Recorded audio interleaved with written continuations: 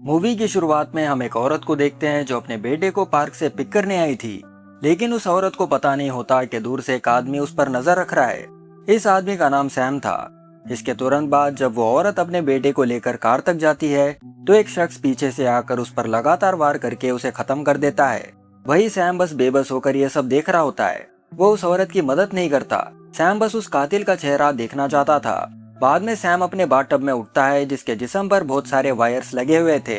उसके बगल में उसकी बहन जन्ना भी खड़ी थी जो उसे बाथटब से बाहर आने में मदद करती है। यहाँ पर हमें पता चलता है कि सैम टाइम ट्रेवल करके पास्ट के किसी भी समय में जा सकता है। उसके पास ये खूबी बचपन से थी। जब भी सैम बाथटब में लेटकर पास्ट में जाता तो जन्ना प्रेजेंट में उसका ध्यान रखती ताकि वो सेफ रहे। अब प्रेजेंट में सैम पुलिस को उस मर्डर के बारे में बताता है जो उसने देखा था। वो हमेशा पुलिस वालों की मदद करता केसेस सॉल्व करने में। इस चीज के बदले उसे पैसे भी मिलते। लेकिन सैम ने पुलिस वालों को ये नहीं बताया कि वो सच में टाइम ट्रेवल करके पास्ट में जाता है उन किलर्स को पहचानने के लिए। उसने पुलिस से कहा था कि वो साइकिक है और उसे विजन्स के थ्रू कातिलों का पता लगता है। उस हेडक्वार्टर्स में दो पुलिस वाले ऐसे थे जिन्हें ये कबूल करने में दिक्कत हो रही थी कि एक यंग आदमी उनके सारे केसेस अकेले ही सॉल्व कर रहा है। उन दो ऑफिसर्स का नाम जैक और डैन था। अब तक सैम ने लगभग 50 से ज्यादा केसेस सॉल्व कर दिए थे। हर बार की तरह सैम आज भी पुलिस वालों की मदद करता है एक केस को सॉल्व करने में। ये वही केस था जिसे हमने मूवी की शुरुआत में देखा था। जैसे ही सैम हेडक्वार्टर से निकलने वाला था उसे डैन रोक लेता है। जैसा कि डैन को सैम के काबिलियत पर शक था, वो अब सैम को चैलेंज करता है ये कहते हुए कि अगर वो सच में साइकिक है तो वो पास्ट में जाकर ये पता लगाए कि उसने अपनी वाइफ को क्या बताया था जब वो दोनों पहली बार मिले थे। सैम मजाक में कहता है कि ये तो उसके बाएं हाथ का खेल है, वो उसे अगली मुलाकात में सब कुछ बता देगा। जब सैम को केस सॉल्व करने के पैसे मिलते हैं तो सैम सबसे पहले अपने बहन के घर का किराया भरता है। उसने अपनी बहन के लिए जरूरी सामान भी खरीदा था।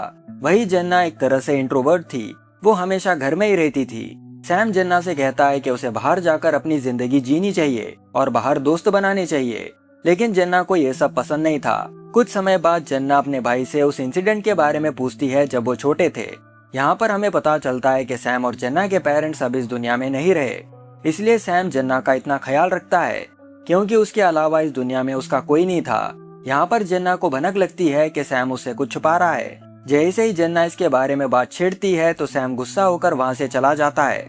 हमको ये भी पता चलता है कि सैम और जन्ना भले ही भाई बहन हो, वो दोनों अलग अलग घरों में रहते हैं। इसके अगले सीन में हम सैम को देखते हैं जो आराम कर रहा था। तभी एलिजा नाम की एक लड़की सैम के पास आती है और बताती है कि वो सैम के एक्स गर्लफ्रेंड की बहन है जिसका नाम रेबेका था। दरअसल 10 साल पहले सैम की गर्लफ्रेंड का मर्डर हो गया था और पुलिस वालों ने लॉनी नाम के एक आदमी को इसका जिम्मेदार ठहराया। यहाँ पर एलिजा बताती है कि लॉनी दरअसल बेगुनाह है और रेबेका का असली कातिल कोई और है। साथ में वो ये भी बताती है कि कुछ ही दिनों में लॉनी भी मरने वाला है क्योंकि उसे फांसी की सजा सुना दी गई है। इसलिए वो सैम के पास मदद मांगने आई है ताकि सैम पास्ट में जाकर उस किलर को पहचाने जिसने रेबेका का खून किया था। सैम फिर एलिजा से पूछता है कि उसे कैसे पता कि रेबेका का कातिल कोई और है। बदले में एलिजा कहती है कि आज सुबह ही उसे रेबेका की डायरी मिली जिसमें उसने अपने सीक्रेट्स लिखे थे। उसने डायरी में पढ़ा कि रेबेका सैम पर चीट कर रही थी, वो भी लॉनी नाम के आदमी के साथ। जिस रात रेबेका की मौत हुई उस रात लॉनी उससे मिलने घर गया था। लेकिन पुलिस वालों को ये लगा कि लॉनी ने ही रेबेका का खून किया क्योंकि मर्डर वाले सीन पर सिर्फ लॉनी था। ये सच सुनने के बाद सैम अंदर से टूट जाता है क्योंकि सैम उसे बहुत चाहता था लेकिन रेबेका उस पर चीट कर रही थी। जैसा कि एलिजा को पुलिस वालों से पता चला कि वो एक साइकिक है, वो मदद के लिए उसके घर पर चली आई ताकि असली कातिल को सजा मिले और लॉनी की जान बच जाए। अब सैम ये सब सुनने के बाद एलिजा की मदद करने से मना कर देता है। अगले दिन सैम अपने मेंटर हैरी से मिलने जाता है। दरअसल हैरी फिजिक्स का प्रोफेसर था और उसे सैम की शक्तियों के बारे में सब कुछ पहले से ही पता था। अब एलिजा का सारा किस्सा सुनाने के बाद वो हैरी से कहता है कि वो पास्ट में जाकर रेबेका की मदद करना चाहता है, उसे बचाना चाहता है। लेकिन उसका प्रोफेसर उसे ऐसा करने से मना कर देता है। प्रोफेसर कहता है कि उसे पास्ट में जाकर कोई छेड़खानी नहीं करनी चाहिए। अगर उसने पास्ट में छोटा सा भी बदलाव किया तो फ्यूचर की टाइमलाइन पूरी तरह चेंज हो जाएगी। एग्जाम्पल के तौर पर हैरी उसे उसके बचपन के इंसिडेंट के बारे में बताता है। जब सैम और जन्ना छोटे थे तो उनके घर में आग लगी थी। ओरिजिनल टाइमलाइन में सैम ने अपने पेरेंट्स को बचाया था और जन्ना इस हादसे में मारी जा चुकी थी। लेकिन सैम ने टाइम ट्रेवल की मदद से पास्ट में जाकर जन्ना को बचाया, ना कि अपने पेरेंट्स को, जिसके चलते उनकी फ्यूचर की टाइमलाइन पूरी तरह बदल गई। इसलिए सैम ने कभी इसके बारे में जन्ना को नहीं बताया। वही जेन्ना को ये लग रहा था कि उसी की वजह से उसके पेरेंट्स की मौत हुई। वहाँ से जाने से पहले हैरी सैम को वार्न करता है, यानी चेतावनी देता है कि वो बार बार टाइम ट्रेवल ना करे, वरना वो पागल हो जाएगा। जब भी सैम पास्ट में कुछ बदलाव करेगा तो उसे नई टाइमलाइन की मेमोरी रखने में दिक्कत होगी। जब हैरी वहाँ से जाता है तो सैम विक्की नाम की औरत को पटा लेता है और उसे अपने घर पर ले आता है। सैम जब रेबेका की फोटो देखता है तो वो थोड़ा उदास हो जाता है। सैम अब सोचने लगता है कि उसे पास्ट में जाकर रेबेका को बचा लेना चाहिए, लेकिन ऐसा करने से सैम की तबीयत बिगड़ सकती है। फिर भी वो वापस जाकर रेबेका की जान बचाने का फैसला करता है। उसे फर्क नहीं पड़ता कि रेबेका ने उस पर चीट किया। इसलिए सुबह होते ही सैम एलिजा को कॉल करता है और उसकी मदद करने के लिए राजी हो जाता है। कुछ समय बाद वो लॉनी से मिलने जेल में जाता है। ये वही लॉनी था जिसका 10 साल पहले रेबेका के साथ अफेयर चल रहा था। लॉनी यहाँ पर कबूल करता है कि उसका रेबेका के साथ अफेयर था, लेकिन उसने रेबेका को नहीं मारा। फिर भी कोर्ट ने उसे मौत की सजा सुना दी, ये सोचकर कि रेबेका का कातिल वही है। यह सब सुनने के बाद सैम उसे भरोसा दिलाता है कि वो उसे कुछ नहीं होने देगा और वो असली कातिल का पता भी लगाएगा। आगे सैम जेन्ना के घर पर जाकर उसे सारा प्लान बता देता है। सैम एक बार फिर 10 साल पहले पास्ट में जाकर रेबेका के कातिल के बारे में पता लगाएगा, लेकिन जेन्ना इससे खुश नहीं थी, क्योंकि बार बार टाइम ट्रेवल करने से एक इंसान की मानसिक हालत बिगड़ जाती है और वो नहीं चाहती कि उसका भाई पागल हो जाए। फिर भी सैम उसकी एक नहीं सुनता और बाथटब में बैठकर 10 साल पास्ट में पहुंच जाता है। अब वो उसी रात में पहुंच चुका था जब रेबेका का मर्डर हुआ था। सैम को अब उस किलर का इंतजार करना था जब वो रेबेका के घर में घुसेगा, लेकिन तभी उसे एलिजा दिखाई देती है जो काफी ज्यादा नशे की हालत में थी। इसलिए सैम उसे कार में इंतजार करने को बोलता है। आगे सैम रेबेका के घर में एंटर करता है ताकि वो कातिल को पहचान सके, लेकिन वो किलर रेबेका को मारने के बजाय एलिजा को मार देता है। एलिजा की चीख सुनकर सैम तुरंत बाहर आता है उसे बचाने के लिए, लेकिन तब तक काफी देर हो चुकी थी। जब सैम रेबेका के घर में फिर से दाखिल होता है तो पाता है कि किलर ने एलिजा के साथ साथ रेबेका को भी मार दिया। इसका मतलब साफ था कि फ्यूचर की टाइमलाइन अब पूरी तरह बदल चुकी है। सैम अब अफसोस करने लगता है कि उसने पास्ट में आकर बहुत बड़ी गलती कर दी, क्योंकि उसके पास्ट में आने से किलर ने बस रेबेका को नहीं मारा बल्कि उसके बहन को भी मार दिया, जिसका इस केस के साथ कोई लेना देना नहीं था। मतलब सैम का प्लान बैकफायर कर गया। इसके बाद सैम प्रेजेंट टाइमलाइन में लौट आता है। जब उसकी आंख खुलती है तो वो खुद को एक अलग लोकेशन में पाता है। मतलब उसने अपने ही हाथों से अपना फ्यूचर बदल दिया। इस वाले टाइमलाइन में सैम की कंडीशन बहुत ज्यादा खराब थी। उसके पास कार नहीं थी और फाइनेंशियली वो स्टेबल नहीं था। बाद में सैम सीधा पुलिस स्टेशन जाता है और डैन से 10 साल पहले के केस के बारे में पूछता है जहां रेबेका और एलिजा दोनों मारे गए थे। वो अब डैन से पूछता है कि क्या उन्हें उस कातिल के बारे में कुछ पता चला, लेकिन पुलिस रिकॉर्ड्स के मुताबिक रेबेका और एलिजा का कातिल कभी पकड़ा ही नहीं गया। उल्टा पुलिस वालों को सैम पर शक था, क्योंकि उस रात क्राइम सीन पर सैम वहां मौजूद था। पुलिस उसे ये भी बताती है कि उस किलर ने ना ही रेबेका और एलिजा को मारा बल्कि 6 और लोगों को भी मार दिया। मतलब सैम पास्ट में रेबेका को बचाने गया, लेकिन उस किलर ने एलिजा के साथ और 6 लोगों को मार दिया। कुल मिला के उस किलर ने 8 लोगों को मार दिया था। सैम को न्यूज़पेपर से ये भी पता चलता है कि लॉनी को रिहा कर दिया गया है, क्योंकि बाकी 6 मर्डर्स के दौरान वो जेल में बंद था। इसके बाद सैम अपने प्रोफेसर हैरी से मिलने जाता है। वो अब हैरी को बताता है कि कैसे उसने एक इंसान को बचाने जाकर सारी टाइमलाइन ही चेंज कर दी। इसलिए वो फिर से एक बार पास्ट में टाइम ट्रैवल करने की सोच रहा है ताकि वो सब कुछ सही कर सके, लेकिन हैरी उसे ऐसा करने से रोकता है, ये कहते हुए कि अगर वो एक ही स्पेस टाइम के पॉइंट पर दोबारा टाइम ट्रैवल करता है तो रियलिटी कोलैप्स हो सकती है। अगर सैम सच में उस कातिल को पकड़ना चाहता है तो उसे उस टाइम में जाना चाहिए जब उसने तीसरी लड़की की हत्या की थी। अब सैम फिर से जेन्ना के घर जाता है और उसे सारा प्लान समझाने लगता है, लेकिन हर बार की तरह जेन्ना उसे ऐसा करने से रोकती है, क्योंकि हर बार जब वो पास्ट में जाता है उसकी मुश्किलें और बढ़ जाती है। फिर भी सैम जेन्ना की मदद के बिना पास्ट में चला जाता है। उसे उस तीसरी लड़की का घर मिल जाता है जिसका मर्डर होने वाला था। उस लड़की का नाम अनीता था, इसलिए सैम वहां पर छुप जाता है। तभी एक मास्क पहना हुआ आदमी घर में एंटर करता है और अनीता पर हमला कर देता है। सैम ये सब क्लोजेट के अंदर से देख रहा था।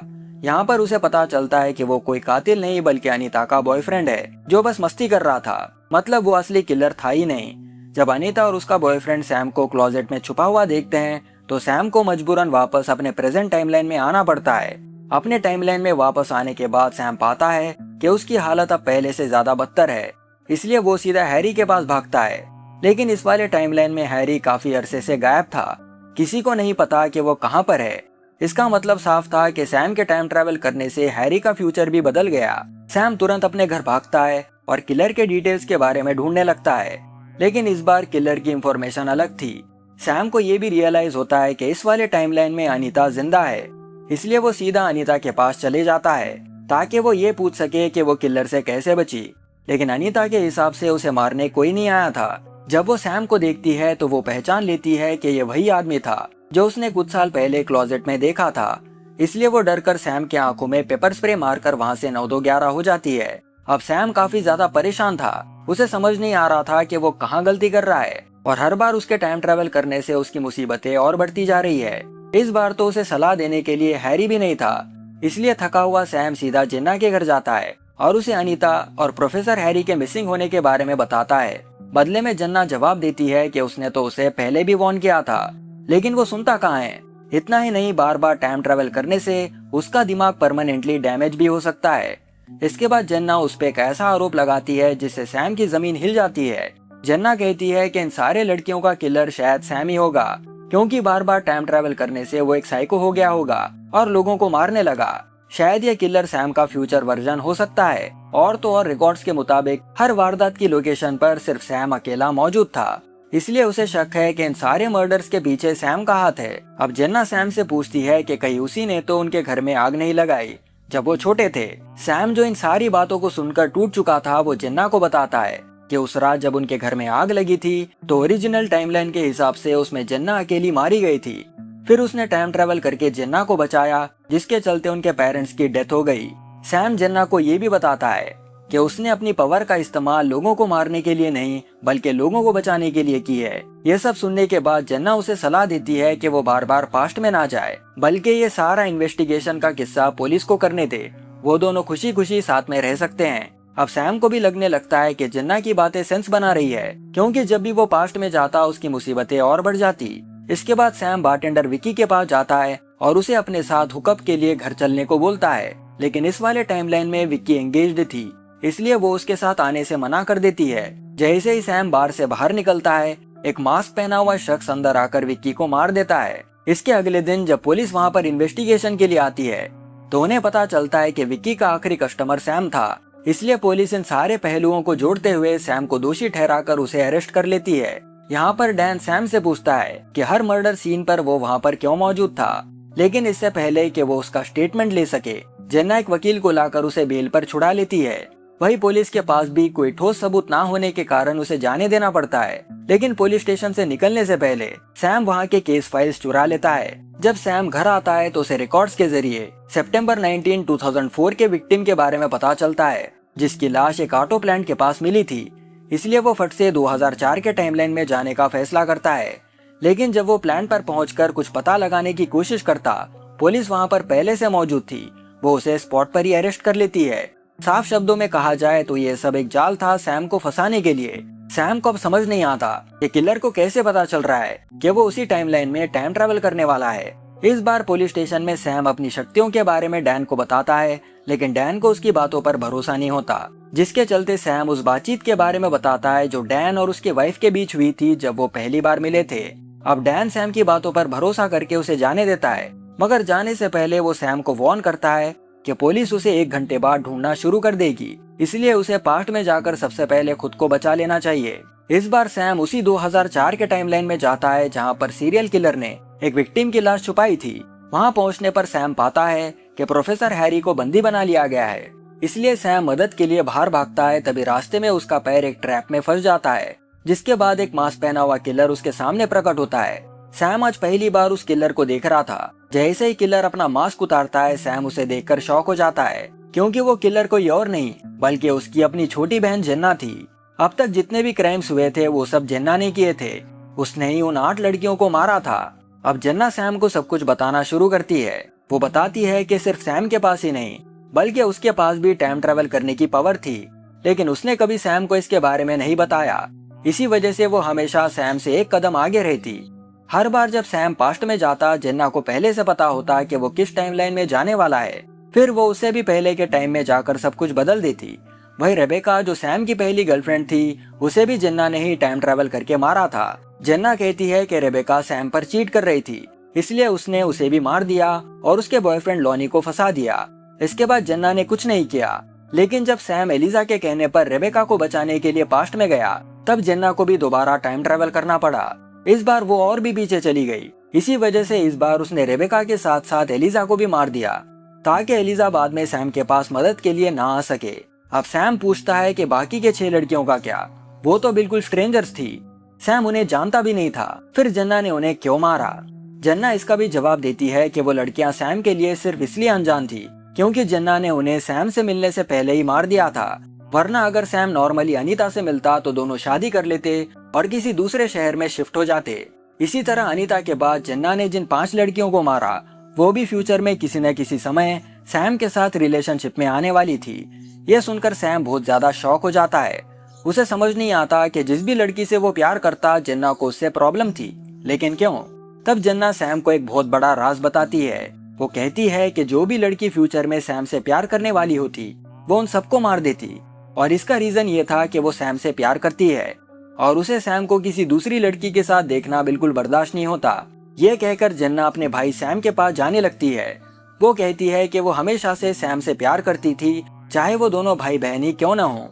वो कहती है कि वो दोनों एक दूसरे के लिए बने हैं, और तो और जबकि दोनों टाइम ट्रेवल कर सकते हैं, अब वो इसी पावर का यूज करके पूरी दुनिया को अपने कंट्रोल में ला सकते हैं। यह सब सुनने के बाद सैम के पास कहने के लिए कुछ नहीं था। अब उसे समझ आ गया था कि उसकी बहन जेन्ना पागल हो चुकी है। वो इतनी पागल हो गई थी कि वो अपने भाई को सिर्फ भाई की तरह नहीं देख रही थी। इसलिए सैम वहीं से दोबारा टाइम ट्रेवल करता है और सीधा अपने बचपन वाली उस रात में पहुंचता है जब उनके घर में आग लगी थी। लेकिन इस बार सैम ने सब कुछ रीसेट करने का फैसला किया। पास्ट को चेंज करते समय इस बार वो सबसे पहले अपने पेरेंट्स को बचाता है और जेन्ना को कमरे के अंदर बंद कर देता है। फिर बिल्कुल ओरिजिनल टाइमलाइन की तरह उसके पेरेंट्स बच जाते हैं, लेकिन जेन्ना बचपन में ही मारी जाती है। अब तक सैम समझ चुका था कि उसे पास्ट को कभी चेंज नहीं करना चाहिए, लेकिन एंड में उसने सब कुछ ठीक कर दिया। अब ना तो उसकी बहन जिंदा रहेगी और ना ही वो किसी को मार पाएगी। इसके बाद सैम की आंखें दोबारा प्रेजेंट टाइमलाइन में खुलती है। वो देखता है कि अब उसका फ्यूचर पूरी तरह बदल चुका है। इस बार उसने रेबेका की बहन एलिजा से शादी कर ली थी और अब दोनों की एक बेटी भी थी। यहाँ पर सैम अपनी फैमिली के साथ काफी ज्यादा खुश था। दोनों एक पार्टी में साथ पहुँचते हैं जहाँ पर सैम के पेरेंट्स उनका इंतजार कर रहे थे। सैम का प्रोफेसर हैरी भी वहाँ पर मौजूद था। मतलब इस बार सब कुछ पहले जैसा नॉर्मल हो चुका था।